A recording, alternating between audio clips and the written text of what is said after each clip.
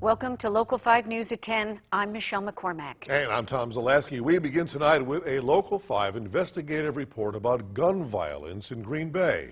The overall crime rate in the city may be in the decline, but this type of crime is surging. And Kris Schuller says for law enforcement, both locally and at the federal level, that is cause for concern that they are committed to address.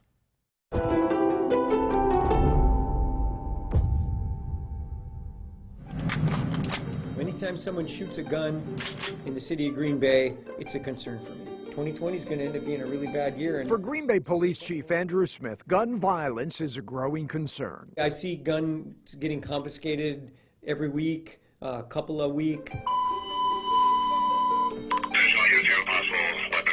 Guns perhaps used to commit a robbery, to settle a grudge, or to take a life, as happened in 5 of 6 homicides in the city this year. In these particular cases, the individuals all knew each other. And now Chief Smith is fighting a surge in shots fired incidents, looking to stop those involved before more are injured or killed. Right now, the big concern is that people are shooting guns at each other, or at cars, or at houses, or apartment buildings. Police say there have been 48 confirmed shootings in the city of Green Bay this year, one last week Wednesday near here at 9th and Ashland, when shots were fired into a car, injuring 2 people. Police say that led to a second shooting later that night, 15 shots into a vehicle, 1 person injured. The spike in gun violence that we see in Green Bay can be attributed to a small group of individuals, fewer than a couple dozen. These shootings are back and forth.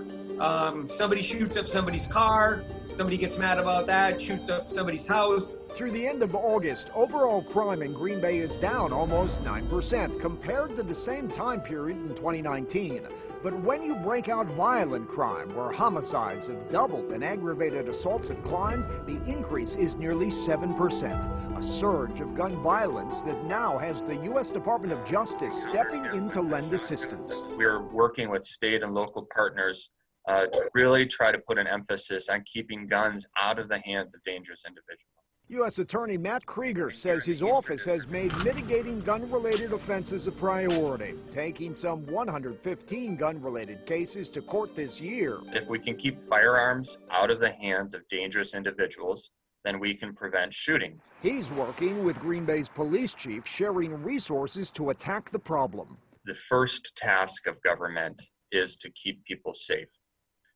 And the Justice Department believes that sincerely. We're looking to see if we can bring some of their agents to help us out with some of these cases and, again, bring federal charges if somebody uses a gun inappropriately here in Green Bay. Smith says his department knows the players behind these shootings, and a task force he assembled is working to build a case to bring those responsible into custody to end the gun violence on city streets. We're doing everything we can as a police department to stop this. In Green Bay, Kris Schuller, Local 5 News.